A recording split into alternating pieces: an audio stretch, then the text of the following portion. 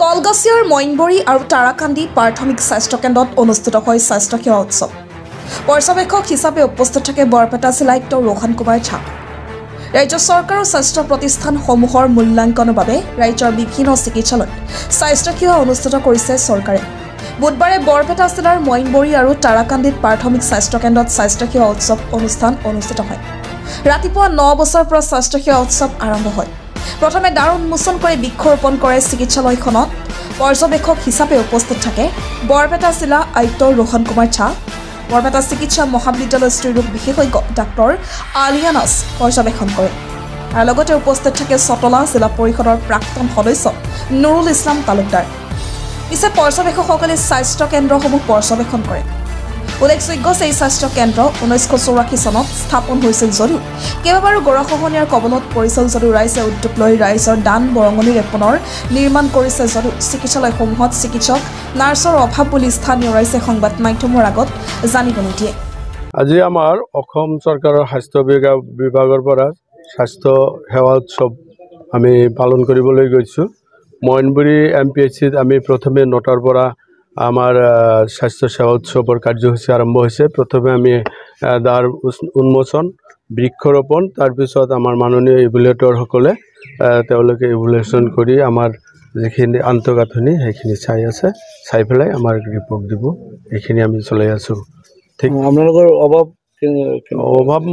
ক'বলৈ গ'লে আমাৰ এইখন মইনবৰী MPHCত 1984 চনত ষ্টাৰ্ট হোৱাৰ পিছত 4বাৰকৈ গৰাখহনীয়াগ্ৰস্ত হোৱাৰ পিছত আমি ইয়াতে অনুষ্ঠিত কৰিছোঁ ৰাইজৰ ধনেৰে। এতিয়ালৈ দুৰ্ভাগ্যৰ বিষয়ে কোনো বিভাগীয়ভাৱে আমাক স্বাস্থ্য কেন্দ্ৰখন উন্নয়নৰ কাৰণে কোনো ধন দিয়া নাই।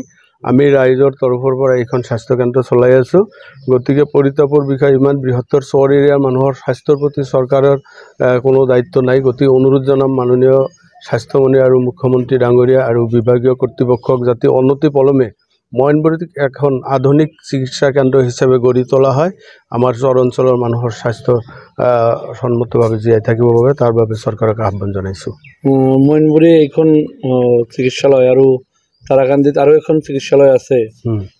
দুয়োখনতে আজি যিহেতু আপোনালোকৰ স্বাস্থ্য উৎসৱ চলি আছে, আপোনালোকৰ ষ্টাফৰ কি অভিযোগ আছে? আমাৰ ষ্টাফৰ অভাৱ মানে যিটো ডিপাৰ্টমেণ্টৰ নৰ্মছ মতে আমাৰ কোনো ষ্টাফ নাই। যদিও কম আছে, তেওঁলোকৰ ব্যক্তিগত সুবিধাৰ্থে বিভিন্ন জেগাত ডেপুটেশ্যন দি মইনবৰীত মাত্ৰ 2জন পাৰ্মানেণ্ট ষ্টাফ আছে, বাকী কোনো ষ্টাফ নাই। তাৰাকান্দিত যিটো ৰিভাৰিন PHC সেইটো যথেষ্ট আমাৰ ষ্টাফৰ অভাৱ হৈছে, যাৰ কাৰণে আমাৰ লেবাৰ ৰুমটো ধুনীয়াকৈ চলিব পৰা নাই।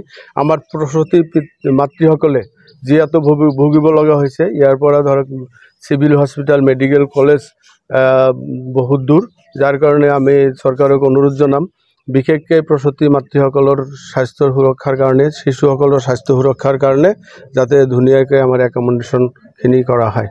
আমাৰ ছেকেণ্ড ফেজ তাৰাকান্দিত আৰম্ভ আবেলি 1 বজাৰ পৰা। তাতো একেধৰণে আমাৰ দ্বাৰ উন্মোচনৰ পৰা বৃক্ষৰোপণ আৰু ইভ্যালুৱেটৰসকলে তেওঁলোকৰ আমাৰ আন্তঃগাঁথনিটো চাই আমাৰ ফালে তেওঁলোকৰ কামখিনি কৰি যাব। কলগাছিয়াৰ পৰা আমিৰ হুছেইন আৰু চটলাৰ পৰা মিজানুৰ ৰহমানৰ ৰিপৰ্ট, এনি লাইফ। খবৰ মানে এনি লাইফ 24/7 আৰু এনি লাইফ ডিজিটেল। যিকোনো খবৰৰ বাবে যোগাযোগ কৰক 9387734920 আমাৰ এই নম্বৰত।